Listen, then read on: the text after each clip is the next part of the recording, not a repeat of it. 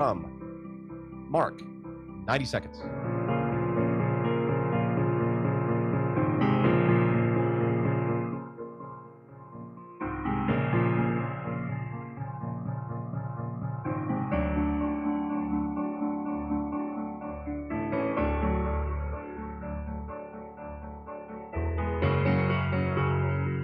And stations, it's now 1 minute before the start of hour number 1 of The Line of Fire with Dr. Michael Brown.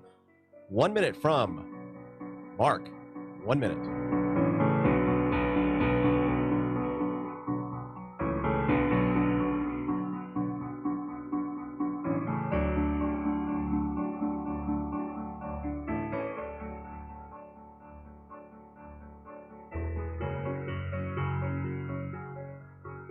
And stations, now the final time check before the start of hour number 1 of The Line of Fire with Dr. Michael Brown. 30 seconds until hour number 1 from Mark. That was our final verbal time check for The Line of Fire with Dr. Michael Brown. We'll have a long tone at 10 seconds before, followed by a short one at 5 seconds. Have a great afternoon, everybody.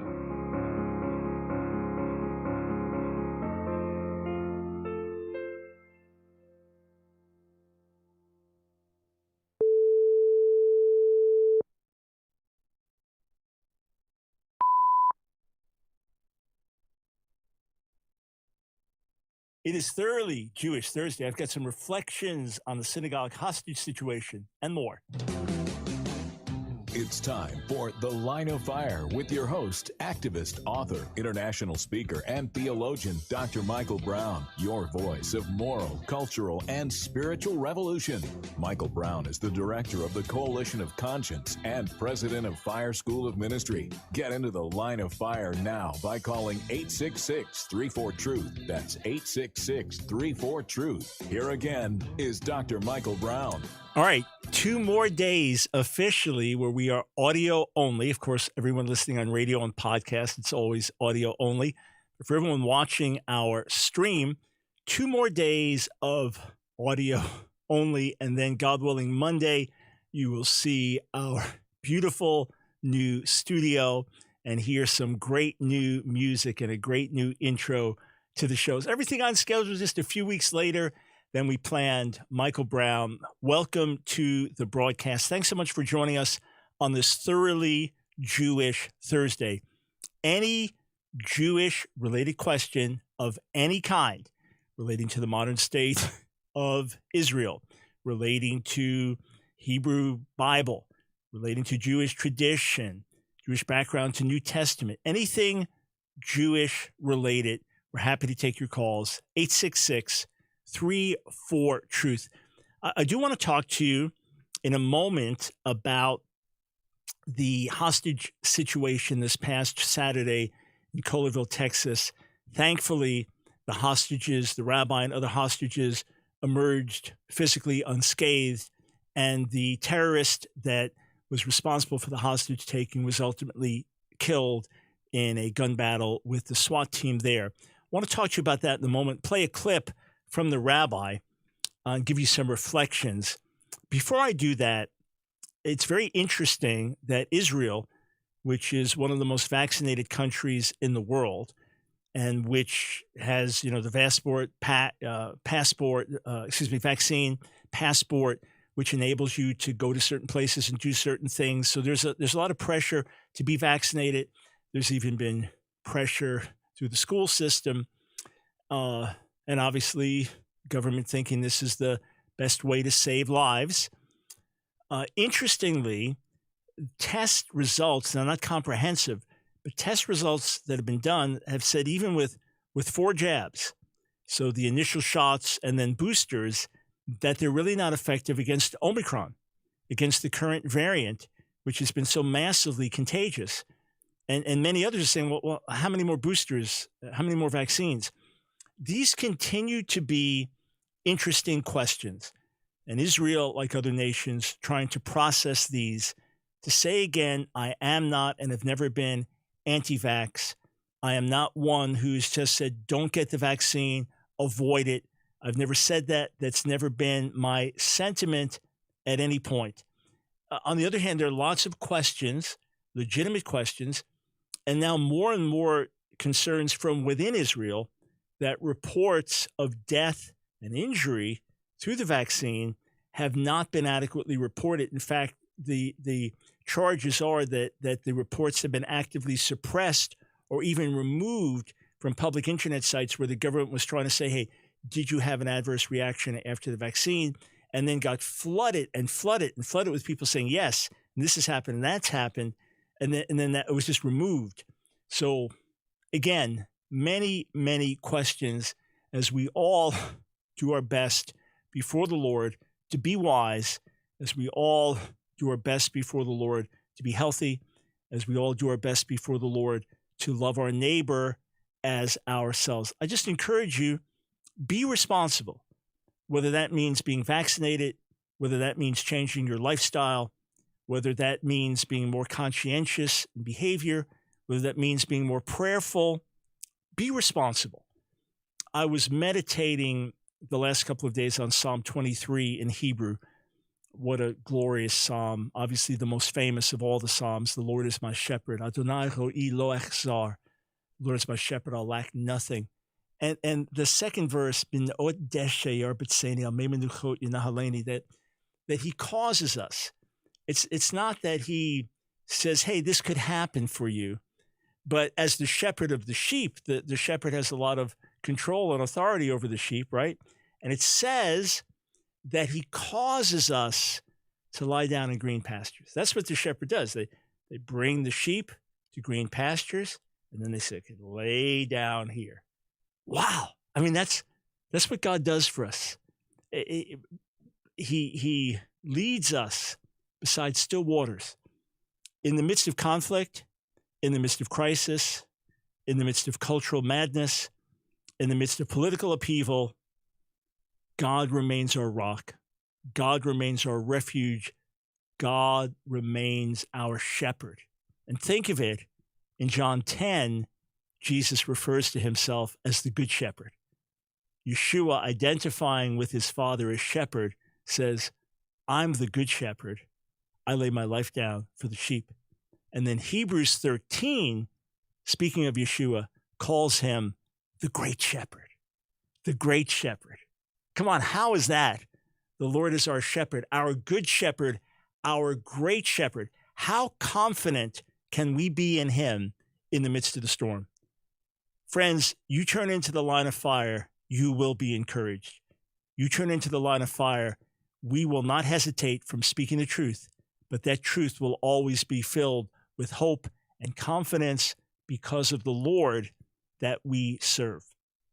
866-34-TRUTH. Before we go to your Jewish calls, let's listen to this news report. You can hear the rabbi. This is a Reform rabbi, so not Orthodox, not conservative, but Reform, so liberal rabbi in Texas. The service was being live streamed when the hostage crisis takes place, and the rabbi maintained real calmness in the midst of it and said it was his training, rabbinical training, that kicked in. So listen to this description of what actually happened and how he managed to get out. 20 past the hour right now, an investigation is underway into Saturday's hours-long standoff at a Texas synagogue where a rabbi and 3 members of his congregation were held hostage. This morning, the rabbi addressed the terrifying ordeal and the moment he saw an opportunity to escape. I made sure that the 2 gentlemen who were still with me, that they were ready to go. The exit wasn't too far away. I told them to go. I threw a chair at the gunman, and I headed for the door. And all 3 of us were able to get out without even a shot being fired. That's remarkable. I mean, in my mind, obviously we don't know the exact situation, but the guy's armed, right? And he's ready to kill and wreak havoc however he can. So in my mind, if you throw a chair at someone, what's it give you, a split second? I mean, unless you directly smash the guy in the head and incapacitate him or knock him out for a moment, basically you're buying yourself a second or two, right? You throw the chair at the person. Okay, let's say they don't see it coming, so they're stunned for a moment. You got to move quickly. So who can imagine what took place there? All right, a few reflections. Number one, let's not blow this out of proportion as if all over America, Jews were taken hostages in synagogues on Saturday. This was a one-off event. This is a man came from England, a Muslim came from England, and he demanded a woman that's nicknamed Lady Al-Qaeda, so a Muslim woman convicted of terrorism, demanding her release from prison. His brother said he had mental health issues, and he also had a criminal record, and is shocked that he got out of England. From what I've read, he was known in England, but no longer considered to be a danger. So those are major questions. How did he get out of England? How did he get into America? Those are major questions themselves. But we don't want to overblow this as if this is happening all over America. On the other hand, it's extraordinarily alarming that it happens at all. We've had in recent years 2 synagogue shootings and now a hostage situation.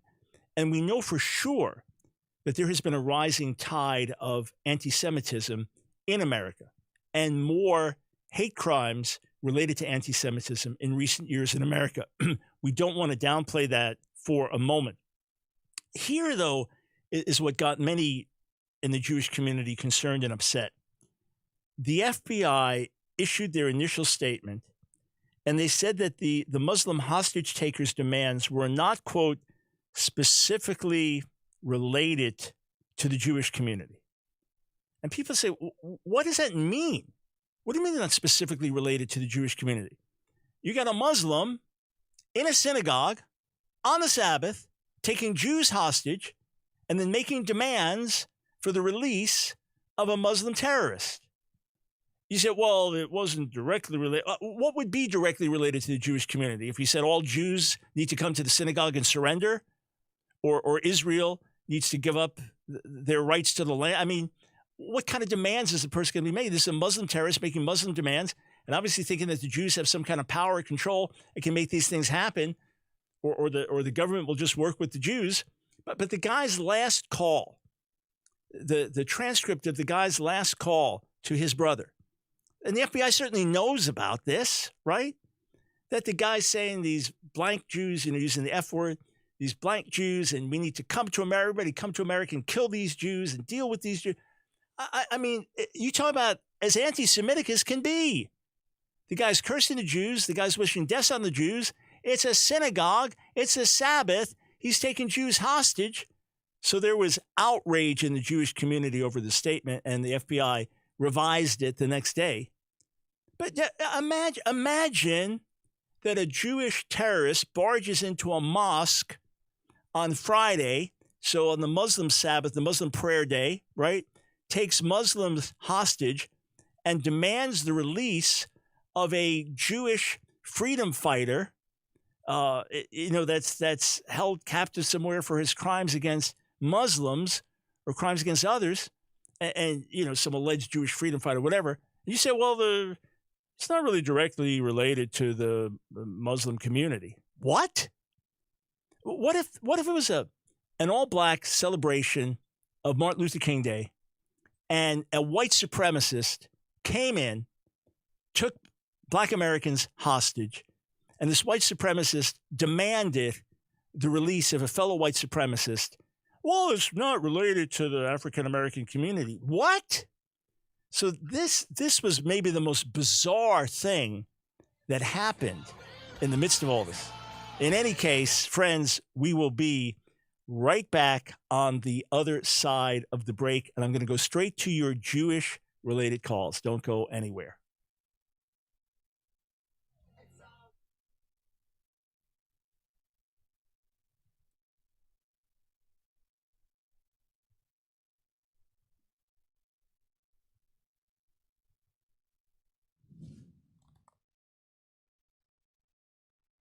What exactly is dominion theology? Well, it's understood in a couple of different ways, and in the first way, I categorically reject it. The second way, I differ with it. In Genesis chapter 1, God gives this commission at creation. God blessed Adam, speaking of Adam, representing Adam and Eve, God said to them, "Be fruitful and multiply and fill the earth and subdue it and have dominion over the fish of the sea and over the birds of the heavens and over every living thing that moves on the earth." And it is believed that this commission now makes its way into the New Testament with the Great Commission, go into all the world and make disciples of the nations, and that it is the role of the church to take over, that it is the role of the church to take dominion over society, over government, over media, over entertainment, over education. It is the role of the church to take over. I reject that. I reject that theology. I do not find that in harmony with the preaching of the Bible or the teaching of the New Testament specifically. I reject dominion theology in that regard. I believe that we have spiritual dominion in Jesus over demonic powers. I believe in Jesus we have spiritual dominion over sin in our lives. But no, we do not take over the world. We usher in the return of Jesus through the preaching of the gospel, and he sets up his kingdom and rules and reigns. Now, there are others who are post-millennial who have a different view, that they believe through the preaching of the gospel over a period of time that the world will then submit itself to the will of God and the whole world will become Christian, and then after that Jesus returns. People like Jonathan Edwards and Charles Finney held to post-millennial theology. Jesus comes after the millennium. I don't hold to that view personally, but I would separate that from the dominionist aspect of we're going to take over. I find that type of teaching and emphasis dangerous and something to be avoided, and contrary to the spirit of the New Testament.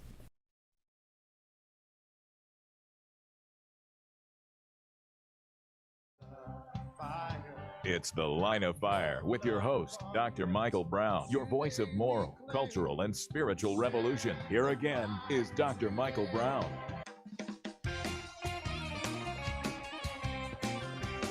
Oh yeah, I've missed hearing that music. It is Thoroughly Jewish Thursday. Michael Brown, welcome to the broadcast. 866-348-7884 is the number to call with any Jewish-related question of any kind. Let me say one last thing. Yes, it is true that as Jews, we sometimes overplay the anti-Semite card. Just like I believe sometimes our African-American friends can sometimes overplay the race card.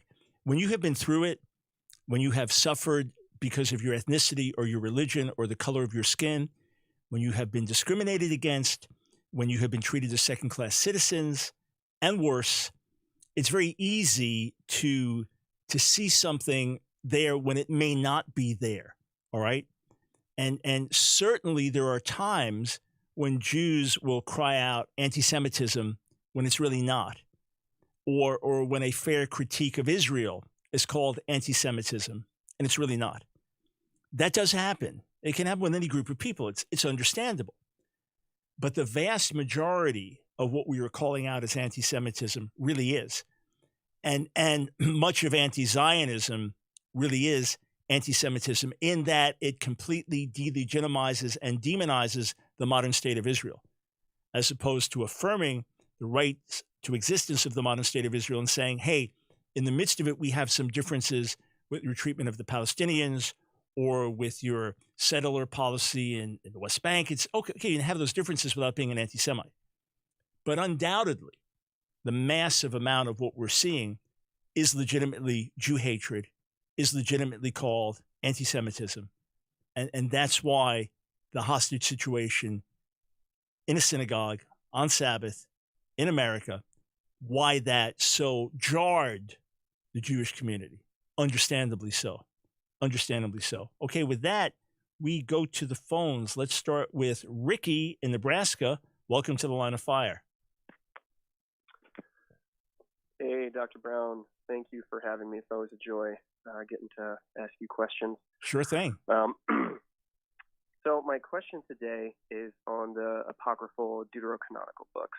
Mm-hmm. Maybe kind of a silly question and maybe something you've gotten before. But I don't know how much you've studied or read them, but it appears as if some of them, I think the book in particular, I don't have the quotes in front of me, which I apologize for, but the Wisdom of Solomon, I believe, is one of the deuterocanonical books. And it appears to have many messianic, I don't know if they're prophecies, but it seems to have sayings that clearly point to the Lord Jesus. in regards to life and what he accomplished. How do you, because if I'm correct, you don't view the apocryphal writings as inspired. Mm-hmm. How do we balance something that clearly has historical value and clearly, I think, at least in my opinion, shows some messianic merit? How do we balance that then with not being inspired? And if my question is making sense here. Sure, absolutely. Number one, we recognize there's much of great value in the apocryphal books: historical value, inspirational value, wisdom value. You know, like Ecclesiasticus or the Wisdom of Ben Sira is full of wisdom. We realize that this is one of the powerful streams of tradition in the Jewish community, and that God was in the midst of Israel, working in many different ways. And in addition to that there's much wisdom that's derived from the scripture. So to say that there can be messianic prophecy or words that would point to suffering Messiah or things like that in Wisdom of Solomon, or great wisdom to live by, or great inspiration, say in Maccabees, we fully embrace that. In the Reformation days, when the Apocrypha was plainly separated from the scriptures, it was commonly printed in between the Old and New Testament, saying it's of great value for edification, for learning. There may be a verse here or two, that would paint a picture of a doctrine we differ with, like prayer for the dead, etc. But otherwise, these were to be warmly embraced, read, but not for doctrine, and not as divinely inspired. So there can be all kinds of insight. In other words, I could speak something today by the Spirit, and it's of great value, and it's even accurately predicting the future, but it's not the Bible. So the Apocrypha can have all kinds of divinely inspired things within it, but it's not the Bible. And that's how I look at it. It's very simple in that respect when you just say, here, think of this. There were many prophecies uttered through history that are not part of the Bible. In New Testament days, gift of prophecy flourishing, these were true words spoken, but they were not the word of God. They were not the Bible. And that's where the distinction would be. Okay. So it would be, would you take it then, that makes sense. Would you take it then that could be very evangelistic to the Jewish people, since it obviously predates the writing of the New Testament? It can be included with other arguments for the Lord Jesus's, messianic headship, so to speak, if that makes sense. Well, yes and no. To a Jew who is looking at things through a more academic lens and recognizes that these were writings that were important in the ancient Jewish world, you could say, hey, what do you think that points to? What do you think that's saying? And we know that it does predate Jesus. But to your average Jew, it's like, what's that? In other words, it's not part of the Hebrew Bible. It's not part of any regular tradition of reading in the synagogue. So, while it was written in the 1st century BC or 2nd century, whatever, that'd be no different to them than Dead Sea Scrolls. It's like, so it's not part of our Bible. So, it could be of some interest, but it has no canonical authority to a Jewish person, a traditional Jew. And therefore it'd be like, yeah, some Jews may have believed that. So it's not part of our actual tradition. That would be their viewpoint. Okay. So not necessarily like the same level of authority as like Isaiah 53 or, of course, or something like that. Totally different ballgame. Yeah. Okay. Totally different ballgame. Okay. All right. Yeah. Okay. Thank you, Dr. Brown. I appreciate it. You bet. Sure thing. 866-34-TRUTH. By the way, some Thursdays we are flooded with calls, and we've been flooded with calls this week as we've been back live. Some Thursdays we are flooded with calls, and just like on a Friday, it's really hard to get through. And some Thursdays we've got open phone lines like we do right now. So if you've been wanting to ask me a Jewish-related question, this is a great time to do it. 866-348-7884. All right, let's go over to Cologne in Miami. Welcome to the Line of Fire. Colin. Hi, Dr. Brown. Hey. When I tuned into you were talking about the Good Shepherd. Yes. And that's basically what I wanted to talk about. I wanted to talk about Zechariah 11. And I think that next to Isaiah 53, Zechariah 11 should be like the most important chapter in the, one witnessing to Jews. I'm telling you because I that's what I do on Tovia Singer and Tanakh Talk when I debate them. Okay, when I debate them and I bring Zechariah 11, all the prophecies, they don't have a way out. They don't. And I bring the Talmud that confirms that Zechariah 11 was, talking about the temple for rejecting the shepherd. Mm-hmm. Okay? Professor Mark Boda, one of the top evangelical Old Testament scholars, has a massive commentary on the book of Zechariah. And in his view, these chapters, Zechariah 11, 12, 13, were some of the most important chapters for the early church in sharing the gospel, and that they are rich in messianic imagery. So in many ways, he would agree with your assessment of the importance of this. So here's my question for you. We know that the rabbinic interpretation, right up through the top medieval commentaries, it's very bizarre about the 30 pieces of silver, and it's obviously struggling with the plain sense of the passage there. So we know there's weakness in the rabbinic interpretation. I get into that in volume 3 of my series, Answering Jewish Objections to Jesus. But I want you to give the positive argument. In other words, if you're talking to Rabbi Singer, you're talking to another Jewish person and saying, hey, this points to Yeshua. Can you give me that argument concisely? And let's just do this. We got a break coming up in less than a minute. So, I just want you to give it thought. So I'm a Jewish person, and I don't believe that Yeshua is the Messiah.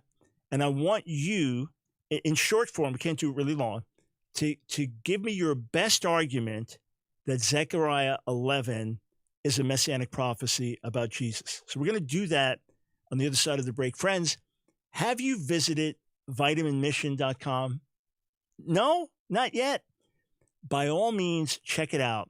It's the website for my friend, Dr. Mark Stengler, naturopathic doctor who was voted Doctor of the Decade. Brilliant and a committed believer. And his health supplements are second to none. You get a special discount there as a listener to The Line of Fire. And then in turn, Dr. Stengler makes a donation to our ministry to help us expand onto more and more platforms. So check it out, benefit yourself, all right? And you'll benefit us as well. vitaminmission.com. Okay, we come back on the other side of the break. More of your Jewish-related calls, 866-34-TRUTH. Some comments I have about Gentiles posing as Jews to missionize. I want to talk about that. And we'll get a messianic presentation from Colin in Miami. Stay right here.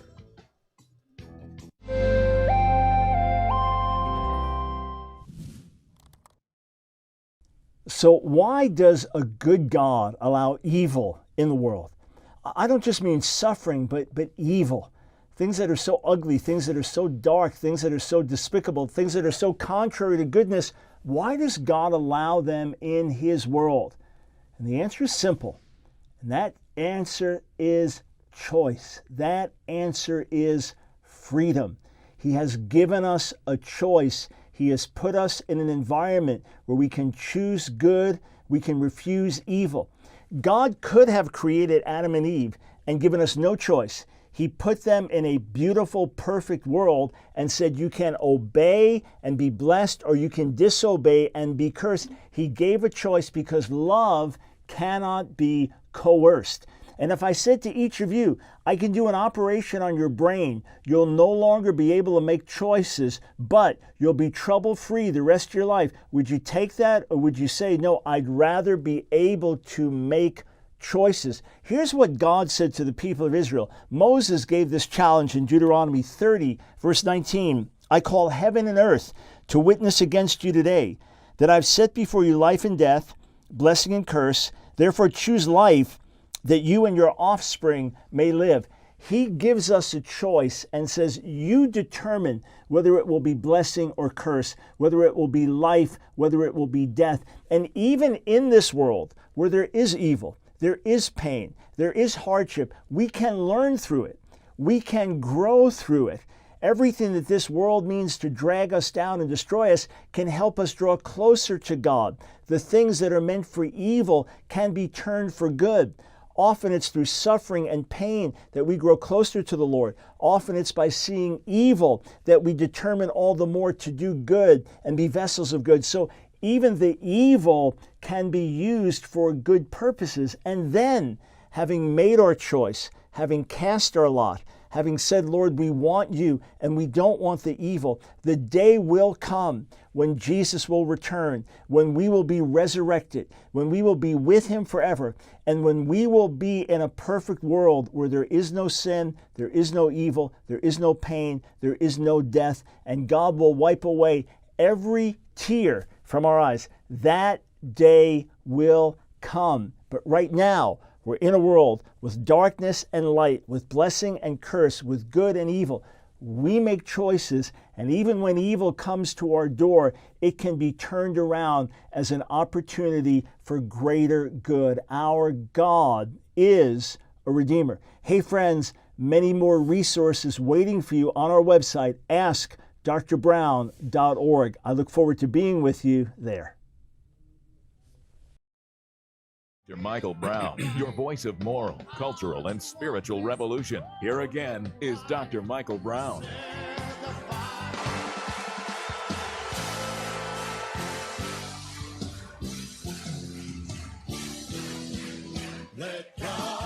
Oh, yeah. The voice of Paul Wilbur. It is Thoroughly Jewish Thursday. Michael Brown, delighted to be with you. Look, I always love doing live radio. It's the joy of my day, every day, no matter where, whatever's going on. It's every day I'm excited to be here. I count the seconds before we start, but missing those weeks because of COVID and stuff, I am all the more thrilled to be back with you. Thanks for being such a faithful and encouraging listening audience. 866-348-7884. So I want to go over to Miami. Colin, just give me your presentation in short that Zechariah 11 is a messianic prophecy of Yeshua. All right. And by the way, when I was telling you, when I came in the show, you were talking about a true shepherd. Yes. Okay. All right. Now, so it was like from God. Okay. Now, when I was on hold, John MacArthur came in, and I came into a prophecy to analyze the prophecy because of a video that John MacArthur has called "The True Shepherd," Zechariah 11. Are you serious? Yeah. Just now during this break. It's like from God. Isn't that wild? During the news. That's sweet. That's very sweet. Yeah. Yes. And I mean, take a look at that. The True Shepherd, Zechariah 11 by John MacArthur. Okay. And also, I want you to analyze this. There's not a single anti-missionary refutal of Zechariah 11. So you think that doesn't have one?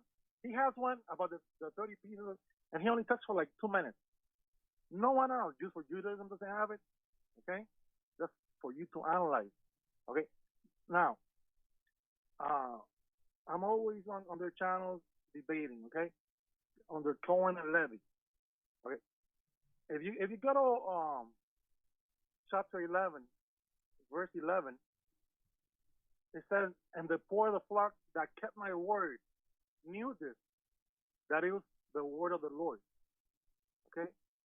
What did Jesus say?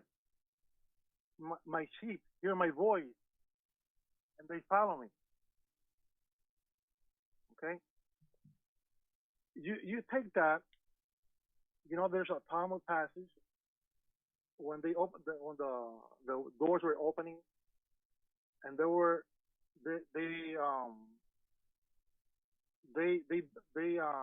do you call? Yeah. I'll just So there's a Talmudic passage that says this is, some would point it back to the time of the crucifixion, that the doors of the temple swung open and it was a sign of divine judgment. But here's what I want to do, just for time's sake. And I'm not sure if you said that John MacArthur had mentioned the true shepherd or just the MacArthur. That's what I thought you had said, which would have been very interesting in the break here. But if you're just saying he's got a great teaching on it, wonderful. So here's what I want to do for time's sake. I want to step back because I've written on Zechariah 11. I want to do my best to kind of condense the arguments and then present them and explain why this has been a challenge for the rabbinic community to refute and why it would be good for us to look at these more. So I'm going to follow up because obviously there's a lot on your mind and a lot of different angles you want to present this. So I want to do it when we come back in a future show in a more concise way and then explain what's lacking in the rabbinic response. Hey, thanks for drawing attention to the passage, and thanks for focusing on the good shepherd, the true shepherd, the great shepherd of the sheep, the one who came back from the dead, died for us, and came back from the dead. Hey, thank you. 866-34-TRUTH. Let's go to Orlando in High Point, North Carolina. Welcome to the Line of Fire. Thank you, Dr. Brown. How are you today? Doing great, thanks. Yeah, my question deals with when the Jews left Egypt and they went into the wilderness. They said that they stayed there for 40 years. Mm-hmm. Now, how long was it before they sent the spies? So I'm trying to draw a parallel between. It's basically in the second. It's basically in the second year. So it's 38 more years from that point on. When the spies come back, the 10 out of the 12 come back with the bad report. It's then 38 more years in the wilderness, but a total of 40, which corresponds with the 40 days that the spies were in Canaan. Okay, and then is there a possibility that you could draw a parallel with the 70 weeks of Daniel? How so? You know, where they didn't believe. See, at the beginning, they didn't believe they could take the land. So they didn't believe in Messiah after 69 weeks. And the last week, instead of being weeks, could be years instead of just years of like 7 years, but actually 7 times 360 years. No, I wouldn't. I wouldn't read it like that. I always love when people dig in the word and look for more insight and try to see if there's significance in a specific word or phrase, or if there are parallels. But no, I would not see any parallel there whatsoever. The only thing I would say is that Daniel was focused on a period of 70 years, as prophesied in Jeremiah 25 and Jeremiah 29, that the Jewish people would be in exile for 70 years. And Daniel, being one of the first to go into exile, said, hey, I've been here 70 years. It's going on 70 years now. And he was able to pray for the return of the Jewish people at that time. God then said, there's something much bigger. There's something much bigger. And that's what I want to talk to you about. And it's not 70 years, but 70 times 7, 490 years. Or it's not specifically called years there, but 70 sevens, which then, as we see, must be a period of 490 years. But no, I would not read the text in that same way that you are, although I appreciate you digging and looking for insight, always. Thanks. 866-34-TRUTH. Let's go to Ryan in Raleigh, North Carolina. Welcome to the Line of Fire. Thank you for taking my call, Dr. Brown. Sure thing. You know, there's something that's stuck in my mind for quite a while. I want to say it bothered me, but, you know, it's just something I had never forgotten. Some time ago at church, we had a guest speaker who was a Messianic Jew. And during his presentation, he had made mention of the notion that, you know, the Jewish community did not look as favorably upon Christians as Christians do towards Jews. You know, personally for me, you know, of course, with my relationship with Jesus, I kind of find a connection to the Jews and the Jewish people and the culture. I look at them as brothers, almost, maybe cousins, but it just kind of struck me odd that he had mentioned that the feeling wasn't mutual, so to speak. Do you find that to be truthful, or?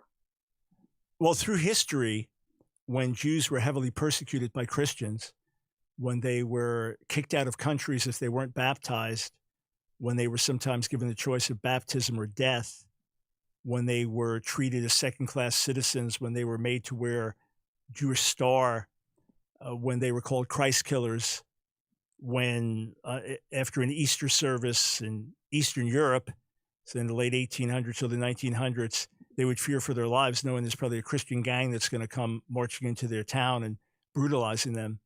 So their view of Christians, for the most part, was very negative because of the negative behavior of Christians. And even though there were some positive situations, here, if I say, hey, what happened in 1492? You grew up in schools in America, you say, Columbus sailed the ocean blue. That's when he came and discovered America. If you ask a Jewish person who knows their history, what happened in 1492? They'd say all non-baptized Jews were exiled from Spain. When you mention the word crusade to a Jewish person, that's a very negative word. And on through history. And a lot of demonizing of the Jews, even beginning in the 2nd, 3rd centuries, and then heavily in the 4th century as Christianity becomes a state religion under Constantine. The Jews now suffer a fresh wave of discrimination and even ultimately persecution from the church. So because of that, through history, Jews have not had the highest view of Christians and Christianity. The positive is that for most all of America's history, there was not heavy anti-Semitism. There was some, but there was not Jewish bloodshed here in the country. And evangelical Christians, for decades now, in America and Europe and other countries, have proven to be Israel's best friends. So for a couple of generations now, especially post-Holocaust, with so many Christian leaders grieving and repenting over the Christian anti-Semitism in Europe that paved the way for the Holocaust or helped pave the way for it, there's been a much more positive feeling that the very, very, very religious Jews would still be as negative, but the larger Jewish community and the more liberal Jewish community would have much more positive views of Christians, would recognize Christians as genuine friends, would have more respect for the Christian religion.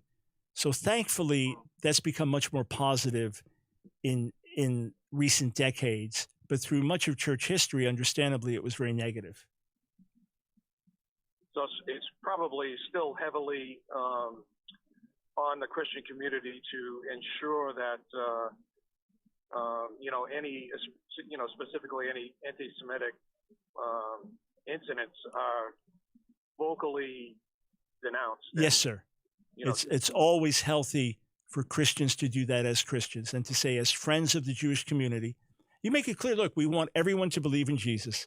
We believe Jesus is the Savior and Messiah of everyone, but we unconditionally stand with the Jewish people. We have your back. We believe in your rights to the land of Israel.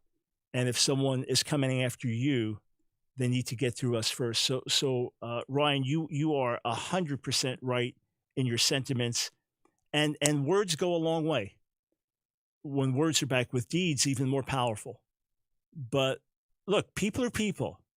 And when you hear in your own community, Christians speaking up on your behalf, Christians understanding your situation, Christians showing solidarity, and then acting as genuine friends, it makes a massive, massive difference. So let's keep demonstrating that love, Ryan.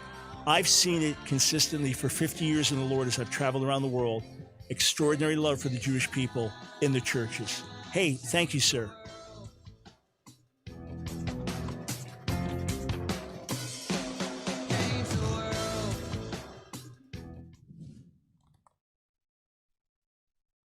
Is there such a thing as Jewish birthright? When it comes to the land, there are these birthright tours and Jewish young people go on these. What's it talking about? All right. since we understand that Israel is the ancient homeland of the Jewish people and the only homeland on the planet that God gave to the Jewish people as a lasting homeland, and since the restoration of Israel as a Jewish homeland in 1948 remains now a very, very important issue for Jews around the world, there are now more Jews living in Israel, say, than living in America. And just about as many Jews living in Israel as in all the rest of the world combined. This has not happened for millennia to have this situation. So, under the law of return, any Jew, if you have a Jewish mother, you can return to Israel and get citizenship. Now, they'll say, well, if you haven't converted to another religion, then they'll claim Jewish followers of Jesus have, and the religious Jews will try to keep us out. But otherwise, the understanding is if you're a Jew, right? So by rabbinic Judaism, if your mother's Jewish, if you're a Jew, then you have a birthright and the right to return to the land and live there and get citizenship. And there's a really interesting verse in Psalm 87, verse 5. It says this, of Zion it will be said, this one and that one were born in her, and the Most High himself shall establish her. So even saying there's something special if you were born in Jerusalem. There's something special about that, and it was the chosen city and where God would reveal himself. But for Jews worldwide, the concept is, if you're born a Jew, then you have the Jewish birthright, the right to return and get citizenship in the land of Israel.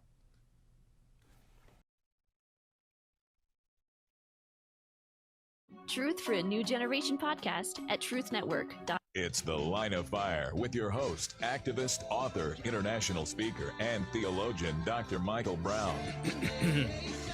Your voice of moral, cultural, and spiritual revolution.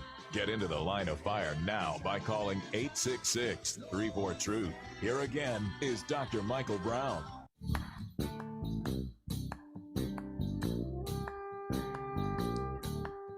Welcome to Thoroughly Jewish Thursday. Michael Brown, delighted to be back live with you. 866-34-TRUTH. Okay, two things, then we go back to the calls. Do you have my book, Our Hands Are Stained with Blood? It originally came out in 1992, has been continuously in print until we put out a new edition, expanded, updated 2019. The most translated book of any I've written, lays out the horrible history of anti-Semitism in the church and God's eternal purposes for Israel. If you've not read it, let me strongly encourage you to get a copy of the book, Our Hands Are Stained with Blood.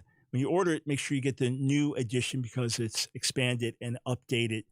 You'll find it painful, eye-opening, life-transforming, and will further give you insight into what the Word of God says about Israel and the Jewish people.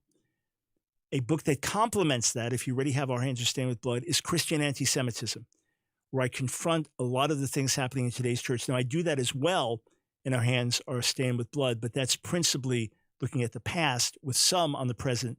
Christian Anti-Semitism is focused almost entirely on the present. And we go through a lot of dangerous things being taught today in Christian Anti-Semitism. So check those books out. They're on our website or wherever you order your books. Second thing, in the last year, a few people have been exposed who, according to everything we know, were Gentiles, Gentile Christians, who then engaged in intensive study in Judaism and then either got ordained without the people knowing that they were Gentile Christians and not really Jews, or simply began to proclaim themselves as rabbis. But in a couple of instances, they lived right in the heart of ultra-Orthodox Jewish communities for years and now been exposed and, of course, cast out of those communities. They may have been sincere, thinking that they were doing what Paul said in 1 Corinthians 9 to the Jews, I became a Jew to win the Jews, that they may have thought they were doing what he said to do. In point of fact, it was ugly deception. In point of fact, none of the organizations with which I work, be it Jews for Jesus or Chosen People or One for Israel or others, practice that. they make known we are followers of Yeshua. Now, you may be a Jewish person who feels called to reach the religious Jewish community, because of which you take on customs and traditions that you don't have to today as a Jewish follower of Yeshua. But you do it to live among the people, to have a kosher house so people can be welcome, but you make it known that you're a follower of Yeshua. That's fine. That's just cultural sensitivity. That's fine. And what Paul did was he took on customs and traditions he didn't have to be among his people, but that's how he had previously lived as a Pharisee. He's simply saying, I'm not under this. This is not a command from the Lord to live like this, but to win my people, I'm very happy to continue to live in this lifestyle. I know ultra-Orthodox Jews who have come to faith who still live as ultra-Orthodox Jews because that's their lifestyle, that's their community. And as they have opportunity, they share the good news with others, but they do it with wisdom and with care, just like Christians sharing their faith in communist China have to exercise wisdom and care. They do that. But the idea of a Gentile posing as a traditional Jew or a rabbi to win Jewish people is something that I wholeheartedly reject and oppose, as do all the major organizations that I know and individuals, Jews involved in reaching our people with the good news. All right, back to the phones. We go to Dave, and Dave in Canada is gone. Let's go over to Justin in Independence, Kentucky. Hello? Yes, hello. Oh, okay. Yeah, I'm Justin. I just wanted to start out by saying I think I got COVID, so I'm getting over it now, and I have shortness of breath, so if that's irritating, I'm sorry. But I did want to say I found your debate. This is about a year and a half ago, 2 years ago, on YouTube, and I just really like. I was obsessed with just watching them constantly. But your ministry has brought me back to the Lord, and I want to say thank you for that. Hey, Justin, you know it would be a real blessing, so we can rejoice with you. When you have a moment, go to our website. There's a link just says contact, and shoot us a note with your testimony, if you haven't done this already, and how we were able to play a role in you coming back to the Lord. We want to rejoice together, and we want to share that with others so they can be encouraged, because this is always a joint effort. But I'm thrilled to hear that. I'd love to hear more. And on the health end, yeah, make sure you get plenty of rest and drink plenty of water, liquids to get yourself rehydrated there. Yeah, okay, so your question today. Okay, yeah. My question was about the mixing of wool and linen. Mm-hmm. I just read a couple of books. I read John Walton's book on Genesis 1 and then his next book on Genesis 2 and 3. Do you know who I'm referring to? Sure, of course. Okay. So it's kind of new. This is all new to me as far as like looking at the Genesis as more of a material origin and not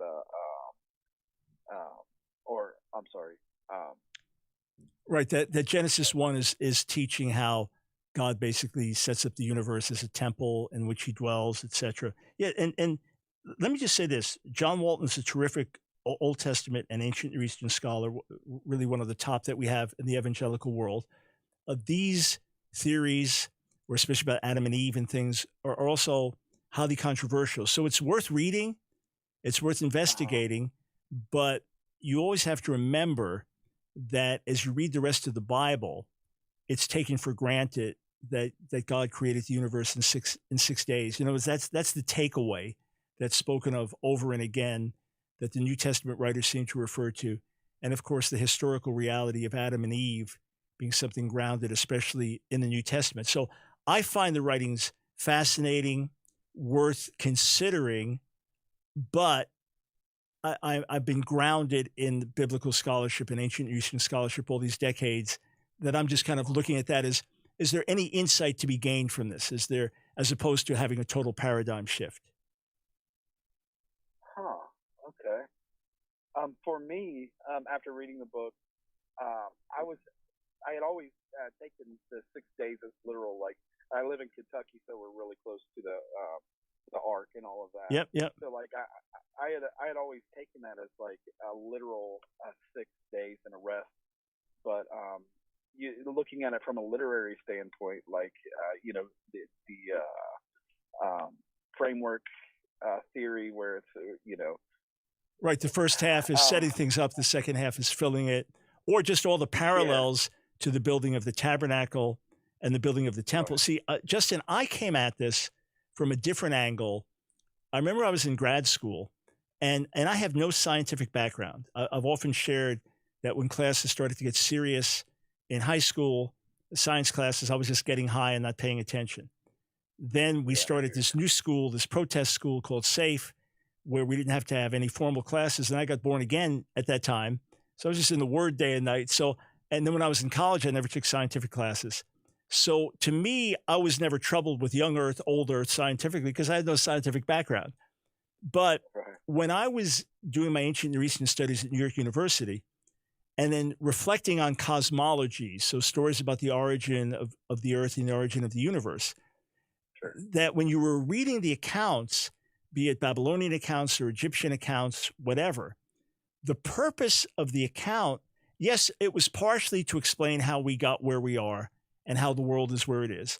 But it was really primarily to explain why this particular deity was transcendent.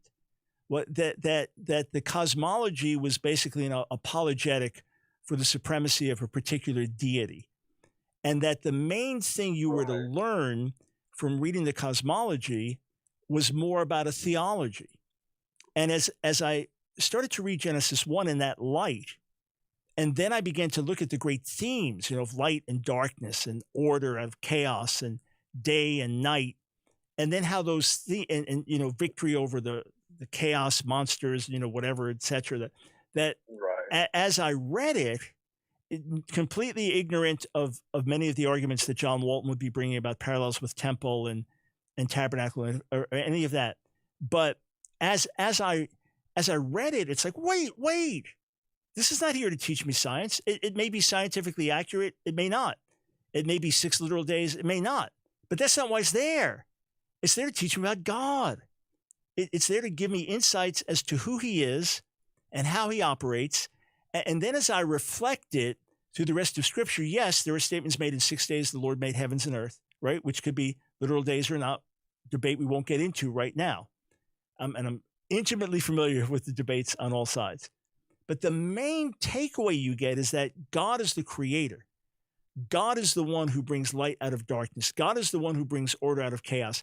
God is the one who establishes his ways on the earth. God is the one who makes everything to reproduce after its kind. And God is the one who makes us in his own image. These are the major takeaways from Genesis 1. To me, often the scientific debate is a distraction. So, Justin, we're thinking the same way here. Make sure you send us your testimony one day. We'd love to hear more. God bless.